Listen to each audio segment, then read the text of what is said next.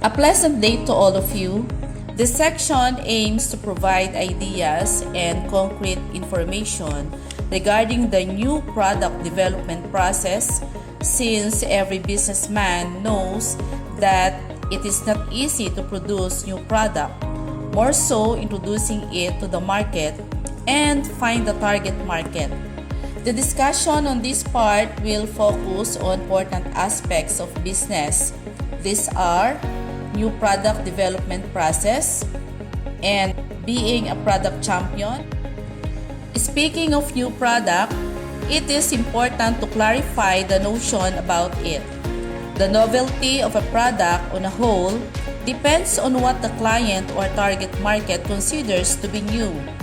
New product can be an invention, which is completely new before its production. So, ibig sabihin, bago.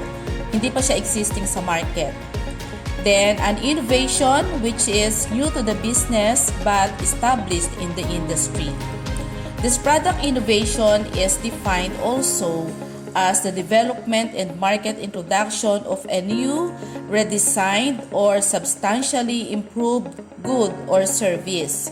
So, ibig sabihin, pag sinabing innovation, meron na siyang existing product sa market, in-improve lang or ni-redesign depending on the needs or trends of the market. It's not only about developing something new and original. It is also about taking what's already there and making it much better. So, ibig sabihin may improvement. In other words, not everyone has to be the first to invent driverless cars, but someone has to be the first to make them better. So, inihalin tulad sa paggawa ng sasakyan. Or the third one is the product alteration, which is more commonly referred to as product change. So, yung product alteration sometimes tinatawag din siyang product change or product modification. This product alteration refers to the improvement of the existing products by making necessary changes in the characteristics, nature, size, packing, and color of the product so that the changes in demand of consumers may be dealt effectively. The purpose of the product modification is to maintain existing demand, attract new users, and to face the competitors effectively. It helps in increasing the sales of the enterprise, which results in increase in the profits of the enterprise. In new product growth, there are 8 steps involved, namely, number 1 is the generation of ideas. This is the act of collecting as many ideas as possible. The idea generation is an iterative process that all business organizations require to figure out solutions to a number of difficult challenges. It involves the criteria of selecting the best idea, creating a strategic plan, and implementing the idea into practice. Generating new product ideas is a creative task that requires a particular way of thinking. Coming up with ideas is easy, but generating good ideas is another story. Companies use a range of internal and external sources to identify new product ideas. So, itong tinatawag na generation of ideas is gathering information from experts or from target markets kung ano ba ang mga products or services na pwedeng i-produce or pwedeng i-offer na wala pa sa market, na pwedeng sumagot sa pangangailangan ng mga tao. The second step is the idea screening. Idea screening is the method of screening the proposals produced to do away with those ideas that are not compatible with the goals and resources of the organization. At this early stage, product ideas may simply be screened through some sort of internal rating process. Employees might rate the product ideas according to a set of criteria. For example, those with low scores are dropped and only the highest ranked products move forward. So, ibig sabihin, hindi lahat ng mga ideas na nag-gather ay po pwedeng i-consider. I-call out kung alin yung mas feasible, yung the most probable product na po pwedeng introduce sa market. So, yun lang yung ipiliin. The third one is the creation and testing of concepts. The ideas that pass through the screening process are then transformed into a design on paper that clearly states the product's marketing and technical details. When concept testing can include an actual product prototype, the early test results are much more reliable. Concept testing helps companies avoid investing in bad ideas and at the same time helps them catch and keep outstanding product ideas. So ito na nga yung paggawa o yung pagtitest ng mga products na pwedeng i-produce in large quantities. So bago magkaroon ng mass production, kailangan ma-test muna kung ito talaga ay kikita or feasible or tatanggapin ng market. The fourth step is the market analysis. This phase of the new product development process is aimed at determining the total expense, revenue from sales, and profit potential of the product concept contemplated. Before companies make a significant investment in the product's development, they need to be sure that it will bring a sufficient return. So, kailangan makita mo through market analysis kung ang product na ito ay acceptable at po pwede talagang pagkakitahan. The fifth step is marketing strategy development.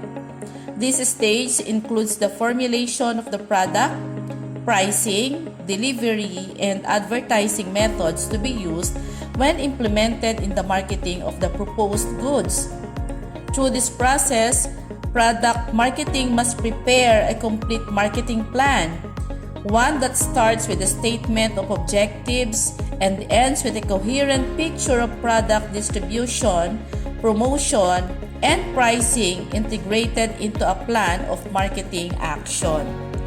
So dito na nga pinag-uusapan kung papaano, kung magkano ang presyo, paano yung pagdi-deliver, pagpapakilala sa market, paano siya i-advertise upang maging katanggap-tanggap sa target clientele or target customers.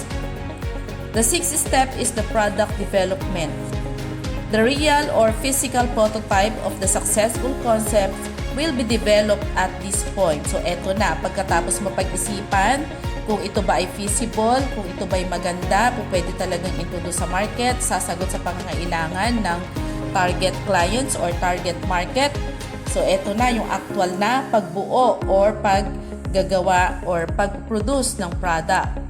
Product development entails the actual design and manufacture of the product. Development commences with the manufacture of a prototype that facilitates market testing. Based upon the results of the test, the business owner decides on whether to undertake large-scale production or not. Another step is test marketing.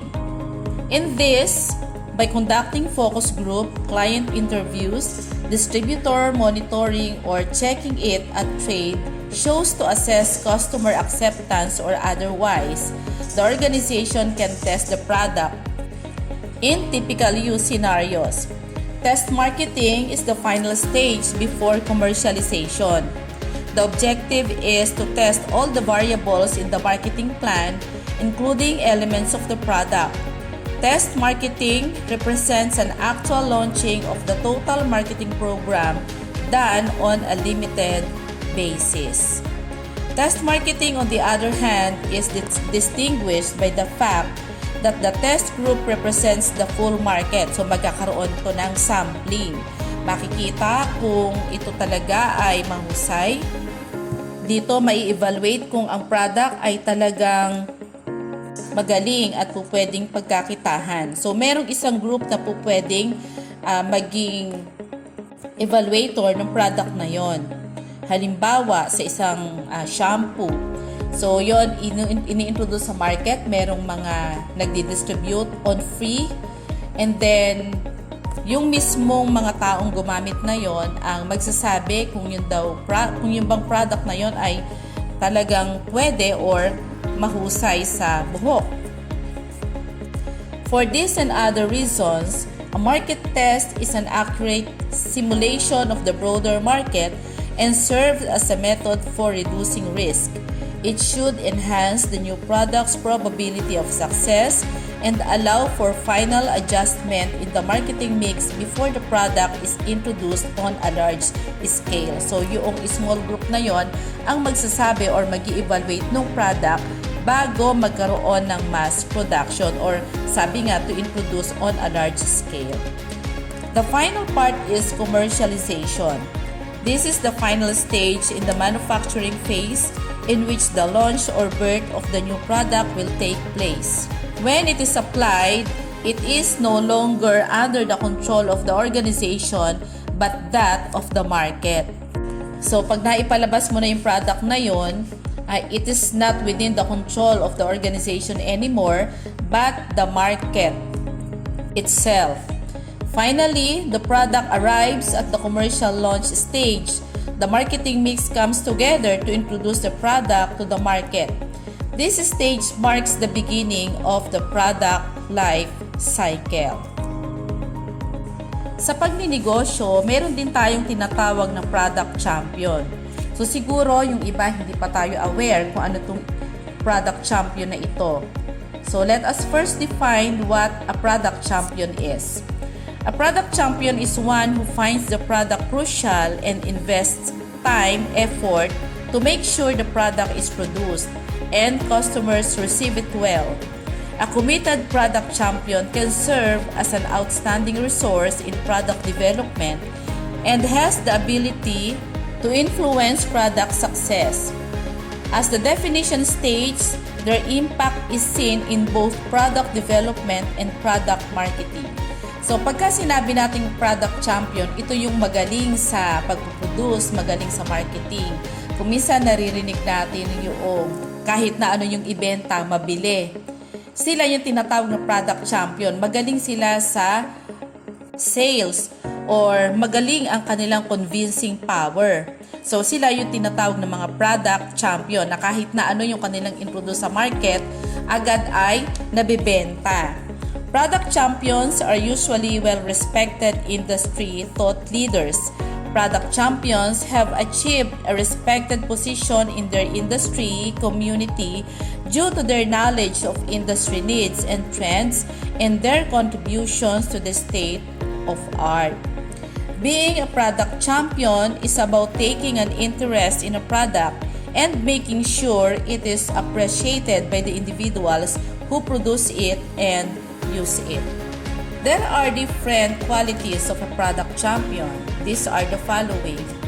Number 1, recognizes the actual product and takes the understanding into every conversation. So, dapat alam nila kung ano yung characteristics ng kanilang produkto. Number 2, the product champion works regularly to develop the product and ensure that the changes are represented in the marketing process.